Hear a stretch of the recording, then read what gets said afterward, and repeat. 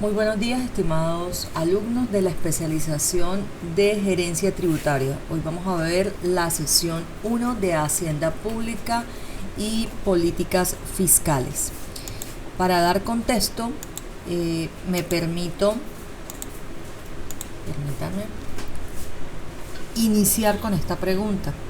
Debemos pensar qué diferencia hay entre Hacienda Pública y finanzas públicas y cómo una se relaciona con la otra. Me gustaría que en los comentarios pues dejaran alguna sugerencia, alguna respuesta a esta diferencia. Recuerden que lo pueden hacer, no hay ningún inconveniente y con gusto se les será retroalimentada esta pregunta. Para esto debemos entender que desde las finanzas públicas, desde toda su concepción macroeconómica de Adam Smith, debemos pensar en que se busca con la buena distribución en las decisiones y en las tomas de decisiones en finanzas públicas alcanzar la equidad. La equidad y ese principio de capacidad de lograr que esos dineros lleguen a los territorios y que sean efectivos en el cumplimiento de los fines del Estado. Dentro de ese pensamiento marginalista, entonces encontramos que a pesar de que hay bienes de uso privado, se requiere una igualdad en el consumo y en el pago de dichas retribuciones tributarias para poder alcanzar los fines del Estado colombiano. Esto como para dar lugar a que en la economía clásica se empieza a hablar de finanzas públicas desde Smith, Malthus, Ricardo, Mill. Estas teorías que fueron muy dadas a una economía del bienestar buscan de una manera u otra llegar a la teoría del cambio voluntario. En este panorama encontramos que estos son los temas de contenido de esta sesión. En este sentido, en esta sesión 1 del módulo de Hacienda Pública y Políticas Fiscales, debemos entender que desde los aspectos generales vamos a tener una concepción del concepto de Hacienda Pública y Tesoro Público, entender qué normativa en el marco de esta temática en Colombia se da desde hace muchos años, cómo se clasifica en ese sector financiero y no financiero y cuál es la estructura de ese sector público en la dinámica de normativa colombiana. Para esto debemos entender que Hacienda Pública contempla todo ese conjunto de bienes, impuestos, rentas y valores que están a favor del Estado, que están destinados a satisfacer las necesidades sociales, que cumplen todos los objetivos y fines constitucionales en Colombia. Ahora bien, dentro de los conceptos de Hacienda Pública encontramos que esta, a pesar de que cumple y satisface las necesidades de la comunidad y del ciudadano, esta también tiene un objetivo central que está específicamente enfocado a actuar como recaudador de los dineros o de los valores que se dan cuando se presenta un hecho generador para poder recaudarlo y poder cumplir con esos fines del Estado en la redistribución, que más adelante la vamos a ver. Dentro de ese objetivo, entonces, tiene que determinar una política macroeconómica o una política fiscal que permita recaudar esos dineros desde el punto de vista de ingresos, pero también desde gastos y ley de apropiaciones, poder distribuirlo de la mejor manera para alcanzar los bienes colectivos. Dentro de las funciones del Estado encontramos que hay unas funciones de asignación que tienen un enfoque de que los bienes son netamente puros, en donde pueden existir fallas del mercado, en donde puede haber bienes preferentes y prohibidos, otros pueden ser monopolios naturales, y esto para poder indicar que dentro de las funciones de la hacienda pública debe pasar por todos estos estadios. pasa la distribución de la renta de la riqueza, donde el mercado se comporta de diferentes formas y hay que tener un enfoque muy intervencionista porque requiere que el Estado manifieste, para poder lograr la estabilidad económica, un principio de legalidad que le brinda todas las condiciones para el desarrollo de la política pública. Es por esto que dentro de ese enfoque intervencionista encontramos que la distribución de la tierra entonces ya tiene una ausencia de recursos. Hay pocos recursos, hay austeridad y por lo tanto cada enfoque tiene un modelo diferente. Cuando hablamos de estabilidad económica en ese enfoque liberal clásico, no hay política macroeconómica. Miren que en este caso sí existe, o sea que ese enfoque ya nosotros no lo estamos desarrollando. Dice que el desempleo tiene flexibilidad laboral, la inflación es un fenómeno monetario, el equilibrio de las cuentas públicas y el uso del presupuesto equilibrado y el equilibrio exterior de la tasa de cambio flexible. Actualmente nosotros nos encontramos en una política de enfoque intervencionista porque el papel del sector público es decisivo en la economía. El desempleo, por lo tanto, debe tener unas políticas que busquen disminuirlo. La inflación no es un problema solamente monetario, sino que también depende de la política de ingresos y salarios. En este caso, en la estabilidad económica, ese equilibrio presupuestal ya requiere unas políticas que no solamente busquen disminuir ese déficit, sino que logre tener unas políticas mucho más de avanzada para alcanzar el equilibrio en todas las políticas interiores y exteriores. O sea que las políticas deben ser un equilibrio entre la política económica de importaciones, exportaciones y por supuesto de todos los roles que tiene el Estado para alcanzar el crecimiento económico en los sectores. Ahora, ese crecimiento económico se basa en el intervencionista en un mercado que está solamente a espera de la tasa de interés. Por el contrario, esto reduce el crecimiento y obviamente reduce el ahorro per cápita en cada uno de los ciudadanos. Por el contrario, ese enfoque intervencionista ya tiene en que los impuestos se usan para mejorar la infraestructura, generar innovación y apoyo no solamente al sector público, sino también al privado. De otra manera, existe una clasificación de Musgrave que permite tener 3 objetivos en la hacienda pública que son fundamentales y van a ver a lo largo de esta clase que van a encontrar nuevamente estas temáticas. Cuando hablamos de redistribución, de estabilidad y de desarrollo económico, debemos entender que esta teoría de hacienda pública, aunque fue tomada de la reserva de los, se podría decir, del derecho externo, fue dada y fue acogida por Colombia, ya que Musgrave trabajó en la Reserva Federal de los Estados Unidos. Él es un economista que creó esta teoría para poder fundamentar la manera en que una vez se recaudan los ingresos, se puede hacer una redistribución bajo ley de apropiaciones o gastos que genere estabilidad y que propenda a largo plazo al desarrollo económico. Ahora, cuando hablamos de esa provisión de esos recursos, entendemos que debemos poner mayor enfoque en los mercados. Debemos regular esos monopolios naturales que se puedan dar a través de ¿qué? De la Constitución, las leyes y los reglamentos. Pero cuando asignamos recursos públicos, ya requerimos tener una visión más macro. ¿Macro de qué? Del mercado, de la manera en que se puede mejorar esos bienes públicos llegando a el punto de equilibrio deseado. Eso se da bajo los bienes meritorios, bienes comunales y el control de externalidades para poder manejar el crecimiento. Dentro de la distribución de la riqueza, entonces, en esas funciones de la hacienda pública, busca que se proteja a los desamparados, que se garantice la igualdad de acceso a toda esa población vulnerable, que además de eso, en la estabilización macroeconómica se logre evitar fluctuaciones que disminuyan los ingresos y que aumenten el consumo, porque esto se ve reflejado en esa política fiscal y monetaria.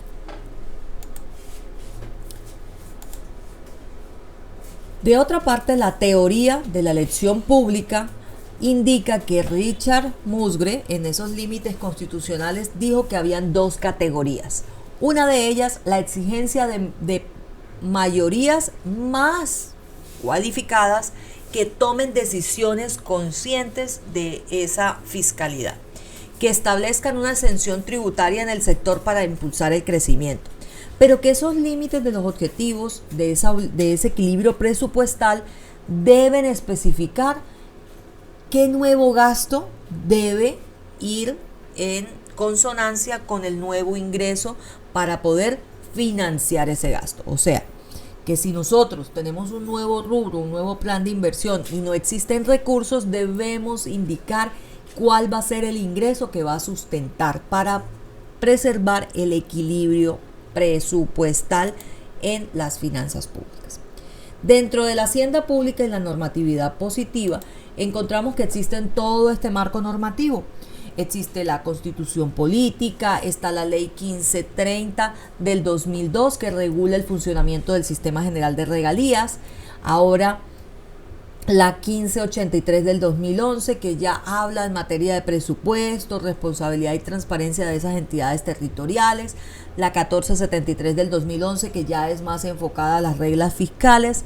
La 1283 del 2009 que ya pues viene modificando la ley 756 del 2002, la 1176 del 2007 que ya lo que viene es regulando puntualmente los artículos 356 y 357 de la Constitución, la 1148 del 2007 que se enfoca puntualmente en modificar la ley 136 del 94 y la ley 617 del 2000, la ley 819 del 2003 que habla todo lo que tiene que ver con responsabilidad y transparencia fiscal en materia de presupuesto, la ley 715 que ya enfoca en materia de recursos toda la información en la prestación de servicios de educación, salud, y por supuesto la ley 617 del 2000 que ya regula y fortalece la descentralización y la racionalización del gasto público a nivel nacional.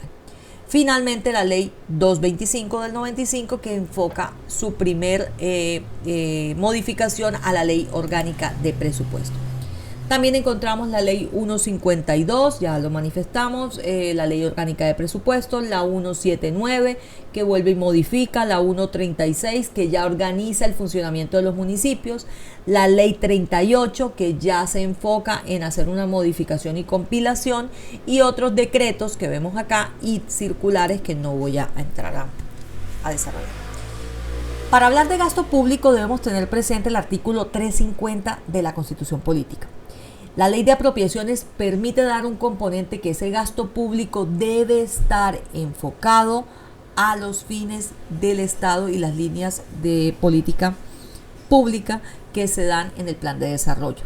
La única excepción de ese gasto público viene siendo cuando se priorizan situaciones de guerra exterior o por razones de seguridad nacional. Entonces ahí tendrá una asignación específica por esas situaciones o casos fortuitos que se presentan. De otra parte, hablar de que esa distribución del gasto público se hace realmente bajo las personas o la población que tiene esa coyuntura o necesidad básica insatisfecha, y por eso se dan los principios de eficacia fiscal y administrativa. Ahora, no se podrá disminuir el porcentaje del gasto de manera abrupta. Por lo contrario, de contraria manera, se podrá hacer de manera equilibrada y proporcional año a año esa disminución. El Estatuto Orgánico de Presupuesto está dispuesto en el Decreto 111 del 96 en el artículo 41. Este gasto público termina siendo la solución a las necesidades insatisfechas en temas de salud, educación, saneamiento ambiental, agua potable, vivienda, y buscan propender el bienestar general y el mejoramiento de la calidad de la población. Es por esto que este presupuesto no se disminuye de un año a otro de manera considerable, sino que bajo la ley de apropiaciones se empiezan a detectar cuáles son los que tienen fuga de capital para poder ir haciendo una disminución proporcional en el ente territorial, porque estos gastos terminan siendo erogados de manera indefinida. Ahora, por mandato constitucional encontramos que el Departamento Nacional de Planeación, a través de su decreto 1082 del 2015, permite que se otorgue a la entidad se podría decir, una condición de poder planear y evaluar la gestión y los resultados de esa política pública, que permite mirar si el gasto público, o sea, es quien reportan, todos los entes reportan al Departamento Nacional de Planeación el uso de los recursos para poder manifestar su desarrollo en las políticas que previamente se plantearon. La Ley 1962 del 2019 fortalece esas regiones administrativas de planificación y condiciones, y por supuesto habla de la regionalización y cómo a través de las regiones administrativas de planificación denominadas RAP y las regiones de entes territoriales denominadas RED se pueden lograr relaciones geográficas, económicas, culturales y funcionales que terminan dando grandes resultados. Es por esto que con la creación de estas RAP y RED permite tener una visión de descentralización del territorio en el uso de sus recursos, pero por supuesto siempre estando de por medio poder estar vigilados o revisados o auditados por los organismos nacionales. De otra manera, también tenemos otra opción, que es la Ley 1454 del 2011, que permite a través del ordenamiento territorial generar modificaciones en la organización político-administrativa del territorio en materia de normas y disposición de carácter orgánico, que permite a la organización político-administrativa generar principios rectores de ordenamiento.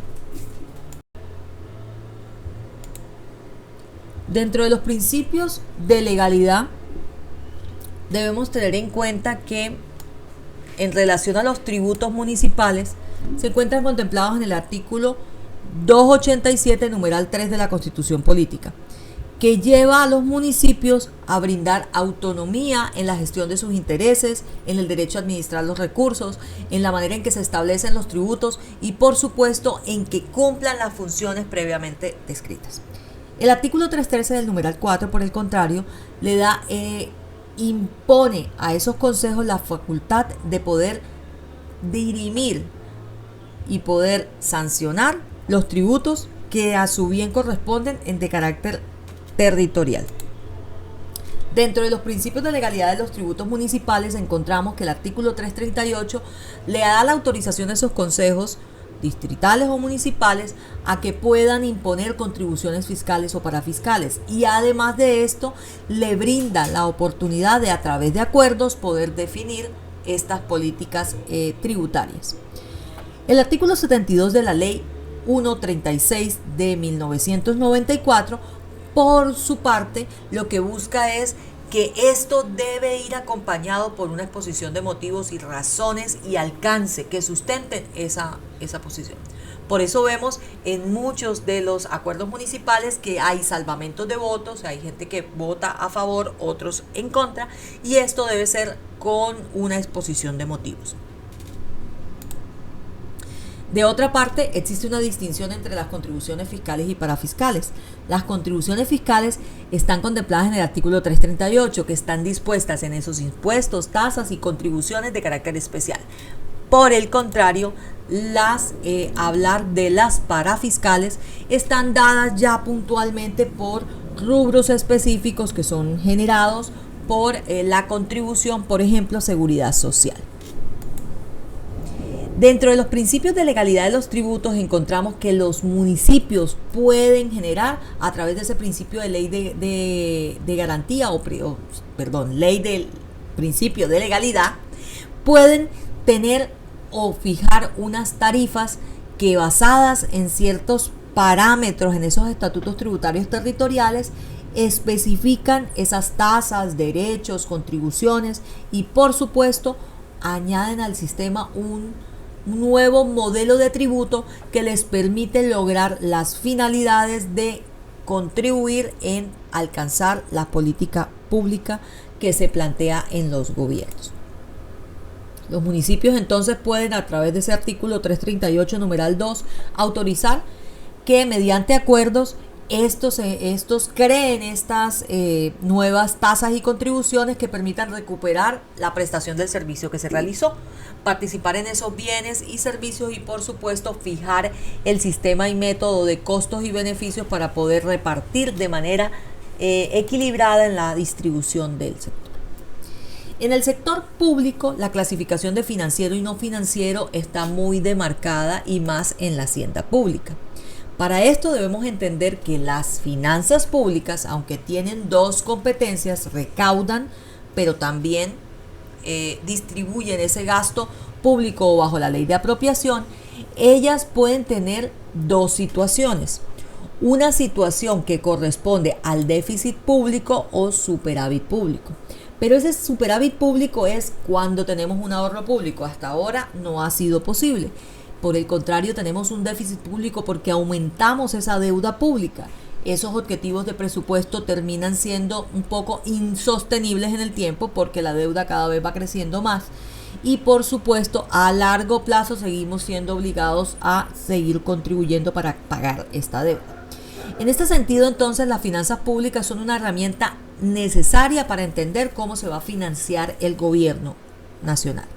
A través de emisión de bonos soberanos, a través de empréstitos como actualmente se presenta, encontramos entonces que el ingreso público es la manera en que a través del principio de equidad impositiva se logra recaudar y establecer una manera en que el contribuyente debe entregar un poco o un porcentaje de lo que de su ingreso se presenta y por supuesto esta carga tributaria termina siendo un poco cada vez más excesiva por la cantidad de obligaciones y pagos de altos impuestos que tenemos los ciudadanos.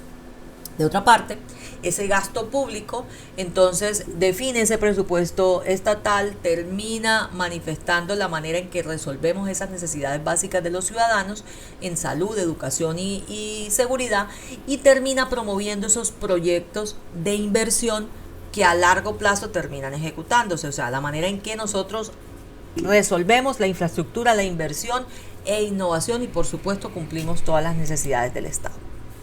Dentro de estos componentes del sector público, este hace parte del Manual de Estadísticas de Finanzas Públicas para entender un poco que el sector público tiene una sociedad pública, que son las financieras y no financieras, que vamos a ver a continuación, y este gobierno central que está conformado por todo el gobierno estatal, central y local, y por supuesto que es el que resuelve y toma las decisiones.